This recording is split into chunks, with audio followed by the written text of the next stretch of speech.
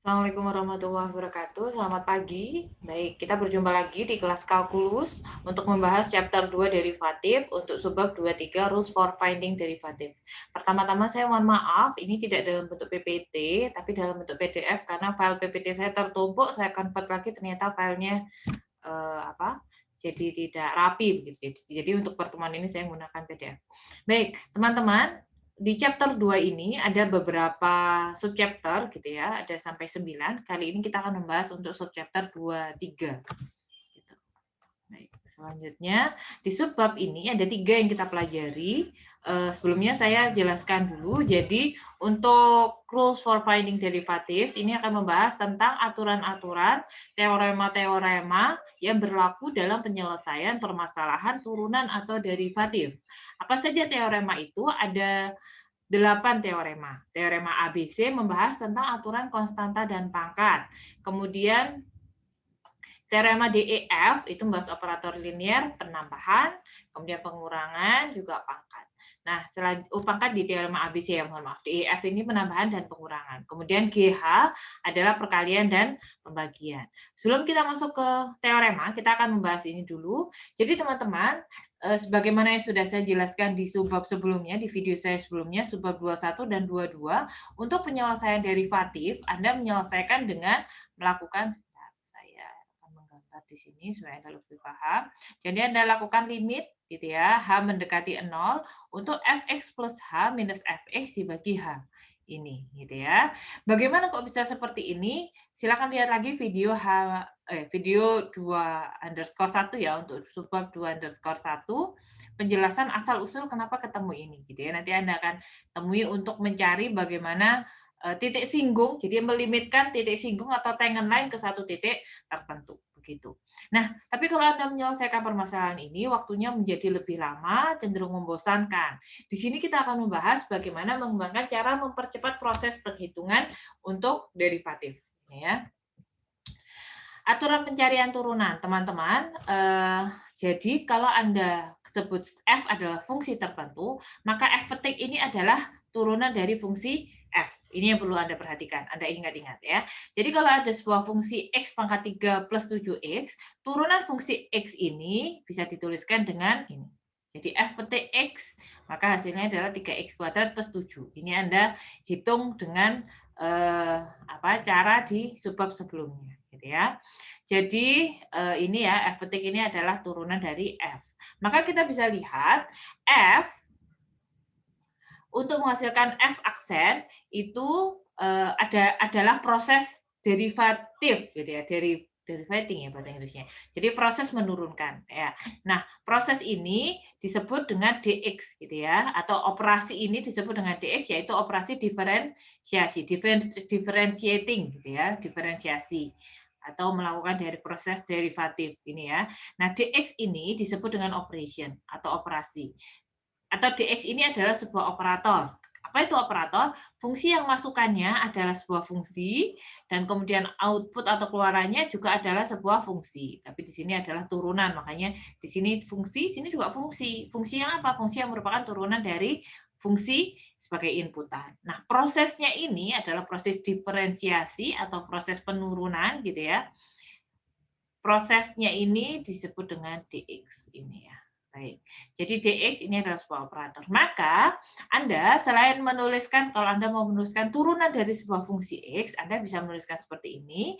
Anda juga bisa menuliskan dx fx. Jadi ini artinya sama gitu ya. Maka dx kalau Anda mau menuliskan turunan dari 3x kuadrat plus 7, turunan dari hasilnya ini gitu ya.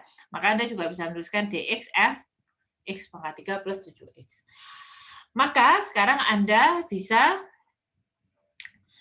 menuliskan 3. Ingat ini adalah notasi Leibniz ya, yang sudah kita pahami di subbab sebelumnya. Jadi selain Anda menuliskan turunan dengan cara ini, Anda bisa menuliskan dengan derivatif ini, Anda juga bisa menuliskan dengan petik yang menandakan ketiganya menandakan turunan.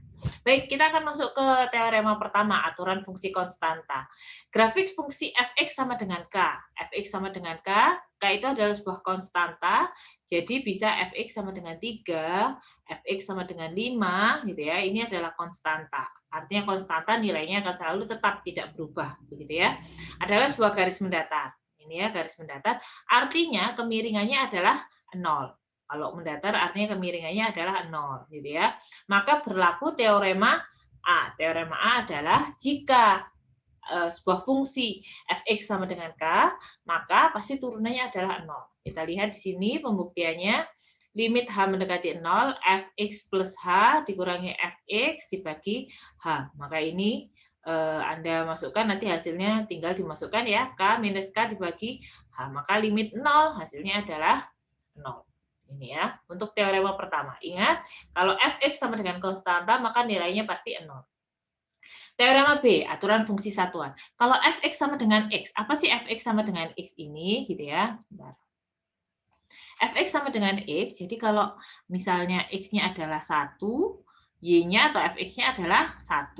Gitu ya. Jadi kalau f1 hasilnya pasti 1, karena kan sama. F2 hasilnya sama dengan 2.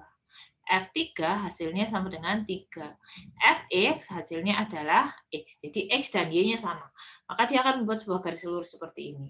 Artinya kalau garis lurus seperti ini, kemiringannya adalah 1. Ingat, kemiringan itu kan ini ya, di sini ya, MX ya. M-nya berapa? 1. Berarti kemiringannya adalah 1. Maka berlaku teorema B, jika fungsinya adalah Fx sama dengan X, maka turunannya adalah sama dengan 1. Di sini ya. Pembuktiannya, fx plus h minus fx dibagi h, gini ya. Kemudian Anda masukkan, x-nya tinggal dimasukkan, gitu ya. X plus h minus x bagi h. Ini dicoret, h dibagi h, hasilnya adalah 1. Baik, kita lanjutkan. Itu tadi teorema B. Sekarang teorema C atau aturan pangkat, gitu ya. Jika fx sama dengan x, ini salah ya teoremanya ya. Mohon maaf. Baik, jadi kalau if fx saya tuliskan di sini aja ya, sama dengan x pangkat n, maka turunannya adalah, ininya salah ya, turunannya adalah n dikalikan x pangkat n minus 1. Jadi begini. Apakah ada dikalikan? Oh, tidak ada. Jadi nanti kita ganti bersama ya. Jadi ini teoremanya salah, teorema C seperti ini. Jadi kalau fx sama dengan x pangkat n, maka turunannya adalah n kali kan x pangkat n min 1. Dari mana pembuktiannya? Nah, ini dimasukkan begini ya. Jadi kalau fx sama dengan x pangkat n, tinggal ini dipangkatkan n. Kemudian diproses seperti ini, x pangkat n-nya bisa hilang karena dikurangi, kemudian h-nya ini bisa dikeluarkan. Ya, sehingga h-nya ini juga bisa hilang, sehingga ini sama dengan nx pangkat n minus 1. Ya, ini. Maka ini juga akan hilang gitu ya. Tinggal x n dikalikan x pangkat n minus 1. Jadi misalnya berapa turunan x pangkat 3? Berarti ya 3-nya dimajukan ke depan. 3 dikalikan x, kemudian 3-nya dikurangi 1. 3 dikurangi 1 sama dengan 2. Berarti 3x pangkat 2. X pangkat 9, 9 taruh depan, X pangkat 9 min 1, 9X pangkat 8. Ini pun begitu, 100 kalikan X pangkat 100 minus 1. Nah, teman-teman saya yakin Anda sudah dapatkan di SMA ya, fungsi turunan. Bahkan mungkin masuk dalam SPMB Anda. Tapi bisa jadi ketika SMA mungkin Anda tidak sampai diinfokan, ini dari mana rumus ini. Nah, di sini, di mata kuliah kalkulus ini Anda sudah tahu bahwa cara ini sebelumnya adalah penyelesaian dari dua permasalahan yang berbeda tetapi bisa diselesaikan dengan derivatif. Anda sudah pahami di sebab 21 dan 22 dan kemudian di sebab ini dia menjadi lebih sederhana begitu. Ya. Baik, jadi Anda bisa menggunakan rumus ini dengan lebih sederhana. Kemudian teorema D, aturan kelipatan konstanta gitu ya. Karena dx adalah operator linier, jadi apabila dia dikalikan dengan konstanta, jadi misalnya di sini k dikalikan f, jadi K dikalikan fungsi tertentu kemudian diturunkan, Anda tinggal keluarkan K-nya dikalikan turunan dari fungsi X itu. Atau bisa dituliskan seperti ini. Jadi awalnya dia maunya sih harusnya dikalikan dulu baru diturunkan ya. Tapi tidak perlu, jadi Anda tinggal keluarkan K-nya saja, bisa seperti ini. Nah, kemudian turunkan atau lakukan derivatif atau lakukan diferensiasi untuk fungsi tersebut. buktinya dari mana? Nah, ini. Jadi kalau misalnya ini kan awalnya rumusnya ini ya, kemudian dia karena K dikalikan Fx, berarti di sini K dikalikan Fx plus H minus K dikalikan Fx dibagi H. Ini ya. Kemudian K-nya ini, kalau limit ingat ya, limit X mendekati 0, K dikalikan Fx, maka K-nya bisa keluar. Ya, sama seperti ini, K-nya juga dikeluarkan.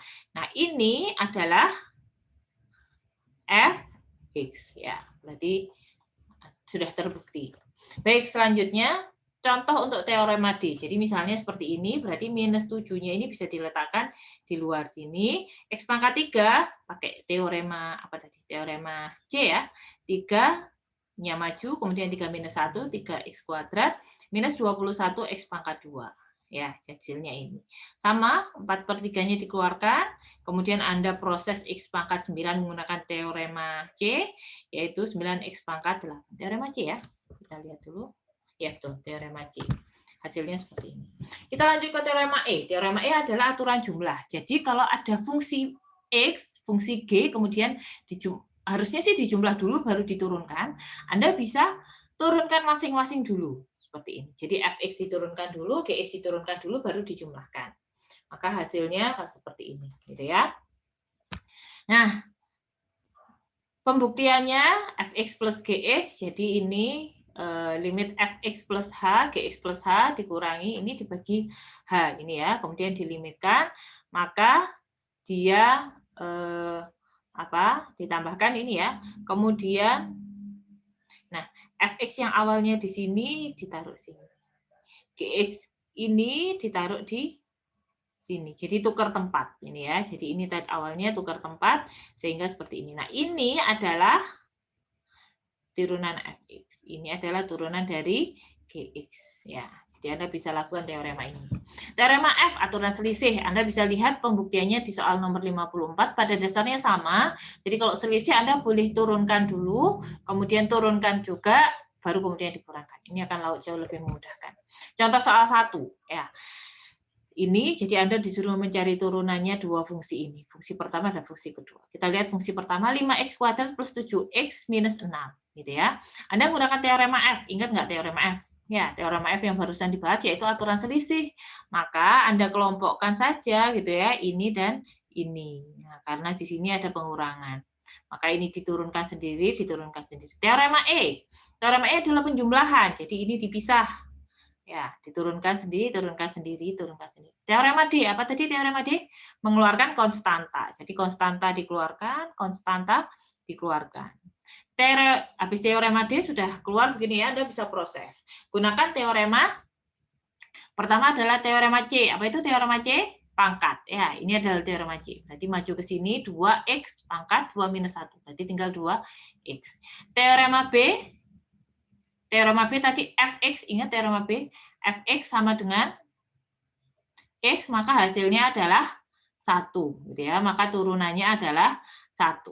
Di sini Fx sama dengan X kan ini, maka turunannya adalah 1. Nah, yang ini menggunakan teorema A. Jadi Fx sama dengan 6. Ya, kalau dx 6 ini artinya turunkanlah fungsi Fx sama dengan 6. Kalau ini turunkanlah fungsi Fx sama dengan X. Ini turunkanlah fungsi Fx sama dengan X kuadrat. Nah, ingat teorema A, kalau konstanta maka turunannya adalah 0. Ya, berarti ini 0. Nah, berarti tinggal dikalikan. Hasilnya sekian. Yang bawahnya sama gitu ya, dengan cara yang sama. Pertama kalau ini langsung ya, langsung dipisah-pisah begitu ya, plus plus minus minus dengan menggunakan teorema E dan F. Kemudian konstantanya dikeluarkan semua menggunakan teorema D gitu ya. Baru kemudian Anda lakukan teori pangkat, aturan pangkat, ini juga pangkat, ini juga pangkat, kemudian ini adalah aturan teorema B ya, Fx sama dengan X sama dengan 1. Atau sebenarnya kalau Anda mau pangkat juga bisa ya, ini kan X pangkat 1 sebenarnya kan. Berarti kan satunya taruh depan, 1 dikalikan X pangkat 1 minus 1. 1 minus 1 berapa? 0. X pangkat 0 berapa? 1 kan? Hasilnya adalah 1. Bisa juga sebenarnya. Yang ini konstanta hasilnya pasti 0. Oke, bisa dipahami ya? Oke, kita lanjut ke contoh soal yang kedua. Sudah berapa menit? Semoga semoga tidak terlalu panjang. Baik, contoh soal yang kedua. Jadi ada Gx Ya. Kemudian, sebentar, saya pakai, bisa nggak ya pakai ini yang lain? Oh, bisa. Pakai warna yang lain. Ini ada HX. Jadi ada GX, ada HX. Kemudian, di sini juga ada, hijau aja deh. Oke, dan di sini juga ada FX. Ya. Jadi GX-nya adalah X, HX-nya 1 plus 2X, FX-nya adalah GX dikalikan HX. Ini ya. Oke, kita pakai yang biru biasa. Nah, sekarang diturunkan dulu satu. Yang ditanyakan apa? Yang ditanyakan dfx, turunan fx, turunan gx, dan turunan dari hx. Jadi turunan 1, 2, 3. Dan yang kedua, tunjukkan bahwa dx fx, jadi kalau Anda kalikan dulu, baru Anda turunkan, itu tidak sama dengan kalau ini Anda turunkan dulu, kemudian dua-duanya baru dikalikan. Saya ulangi. Dibuktikan bahwa apabila dikalikan dulu baru diturunkan, itu tidak sama dengan apabila masing-masing diturunkan baru dikalikan. Kita buktikan. Pertama, dx fx. Ini ya, mau diturunkan yang ini. Ini yang pertama. Oke. Yang pertama berarti fx adalah gx dikalikan hx. Berarti kalikan dulu x dikalikan 1 plus 2x. Diproses, kemudian Anda turunkan. Ingat, ini tadi diturunkan berarti 1 kan? Ya. Kemudian ini kan tinggal ditambah. Sebenarnya ini prosesnya ini, teman-teman. Dx, xx, ditambah dx kali 2x pangkat 2. Baru kemudian ini Anda turunkan. Ini kemudian Anda turunkan 1 plus 4x. Begini ya. Nah, oke, dx, gx, baterainya lemah. Sebentar ya. Ditunggu sebentar, mohon maaf, saya harus keluar dulu untuk menyalakan charger. Tidak siap. Baik. Oke, sudah siap ya, chargernya tinggal dicolokkan. Baik, kita lanjutkan. Yang kedua, dx, gx. Ini ya, dx, gx sama dengan dx, gx. Gx-nya sama dengan x, berarti turunannya adalah 1. Saya percepat ya, semoga Anda sudah paham dari yang sebelumnya. 1 plus 2x gitu ya. Ini diturunkan 1 adalah ini ya, kalau saya jabarkan, tapi setelah ini tidak saya jabarkan lagi ya, saya anggap Anda sudah paham. Ini kan Anda pisah gini kan, dx 2x. dx 1 berapa? Untuk fx sama dengan 1, berarti turunannya adalah 0. Gitu ya. 2x turunannya adalah 2, ya kan? Ini kan pangkat 1 ke sana, atau konstantanya dikeluarkan, kemudian dx kan 1, 2 dikalikan 1, hasilnya adalah 2. Oke, kita sudah dapatkan semua. Nah, sekarang dx kan tadi kita suruh buktikan nih, dx fx sudah ketemu kah? Sudah kan? Kan pertanyaan selanjutnya adalah merah-merah, kita ganti merah. Oke, selanjutnya adalah dx fx apakah sama dengan apa itu? Dx gx dikalikan dx apa? Hx ya, mohon maaf, saya sampai kemana-mana ini. Nggak apa-apa ya. Oke, dx fx-nya berapa? Sudah ketemu kah? Dx fx sudah kan? Ya, tinggal taruh di sini. 1 plus 4x. Dx gx dikalikan dx hx. Kalikan dulu. Dx gx-nya berapa? 1 kan? Ini 1. Dikalikan dx hx-nya 2. Hasilnya berapa? Sama dengan 2 ya. Maka 1 plus 4x apakah sama dengan 2? Ternyata hasilnya tidak sama. Jadi Anda tidak boleh Anda kalau ada soal seperti ini, kemudian Anda turunkan masing-masing dulu, kemudian Anda kalikan. Nah, lalu bagaimana teoremanya ini? Teoremanya, kalau ada hasil kali, maka caranya adalah, kalau kayak tadi ya, Anda kalikan fx dikalikan turunan gx, gx dikalikan turunan fx, atau penulisan seperti ini. Ya, buktinya bagaimana? Buktinya begini, ini kan limit seperti ini ya. Berarti fx gx berarti ya fx plus h dikalikan gx plus h, fx dikalikan gx dibagi h. Diproses seperti ini, kemudian nanti akan menghasilkan seperti ini ya, fx plus h ditambah gx dikalikan ini ya, gx seperti sekian. Maka ini bisa dikeluarkan, ditambah, dikeluarkan seperti ini. Nah, kemudian menghasilkan seperti ini. Nah, sekarang kita akan kembali ke sini. Nah, mari kita buktikan dengan menggunakan yang ini.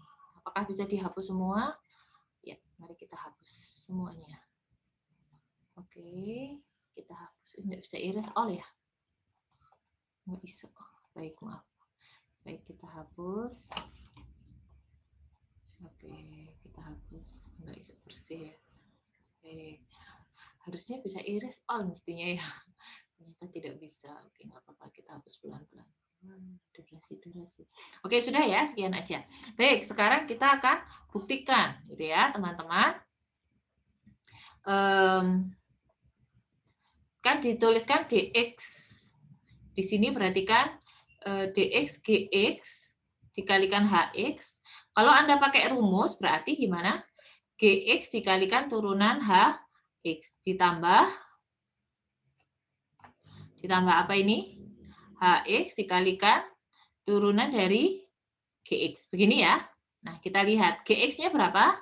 Gx-nya adalah x. Turunan hx berapa? Turunan hx adalah, ini kan turunan hx ya? 2.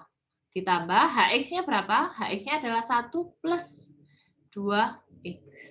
Turunan gx-nya berapa? Turunan gx ada di sini 1. Berarti ini x dikalikan 2 berarti 2x. Ditambah 1 plus 2x kalikan 1 berarti 1 plus 2x. Berarti sama dengan 1 plus 4x. Nah, dx gx ini kan sebenarnya sama dengan dx fx ya. Kita sudah hitung dx fx berapa?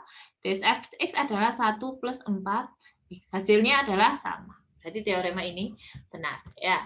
Baik, contoh 3 ya. Find the derivative dari dua persamaan ini dikalikan. Maka Anda misalnya ini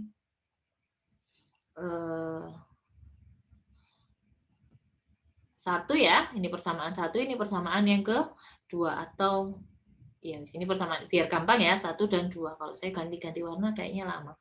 Nah, ini berarti Anda 1 dikalikan turunan dari 2 ya. Ini sebenarnya nggak boleh ya. Berarti ini misalnya gx dikalikan hx ini ya. Berarti ini adalah gx ya, benar kan? Dikalikan turunan dari hx. Dikalikan hx turunan dari gx. Kemudian tinggal ini diproses turunannya, ini juga diproses turunannya, kemudian dikalikan hasilnya ketemu. Kalau mau dicek, berarti Anda kalikan dulu keduanya ini, kemudian baru turunkan. Ternyata memberikan hasil yang sama. Selanjutnya adalah aturan hasil bagi. Teman-teman, aturan hasil bagi itu jika sama seperti tadi ya dikalikan, kalau ini dibagi. Nah, rumusnya seperti ini. Gx, fx, fx gx, apa ini dikurangkan, dibagi g kuadrat x. Ini ya, tulisnya seperti ini. Atau penyebut dikalikan turunan pembilang, dikurangi pembilang dikalikan turunan penyebut, dan seluruhnya dibagi dengan kuadrat penyebut. Pembuktiannya ada di sini. Ya, jadi ini dikurangi fx bagi g dibagi h, kemudian diproses seperti ini sampai nanti akan ketemu hasilnya seperti ini. 1 per gx dikalikan gx. Ini ya. Kita lanjut ke soal contoh nomor 4. Jadi kalau 3x minus 5, x kuadrat plus 7. Kita lihat sini, 3x plus 5 diturunkan dikalikan x plus 7. Gitu ya. Kemudian 3x minus 5 dikalikan turunan dari x kuadrat plus 7 dibagi x kuadrat plus 7. Ini diturunkan, ini juga diturunkan. Ini contoh soal 4, begitu juga dengan contoh soal 5. Ingat, di sini ada plus, berarti diturunkan sendiri-sendiri. Gitu ya, diturunkan sendiri-sendiri. Nah, selanjutnya kalau Anda sudah paham, silakan kerjakan problem set 2.3, gitu ya, ada 12 soal, kerjakan sebisa Anda sesuai dengan teorema-teorema yang tadi. Terima kasih atas waktunya. Wassalamualaikum warahmatullahi wabarakatuh. Selamat belajar ya. Saya stop share dulu, kemudian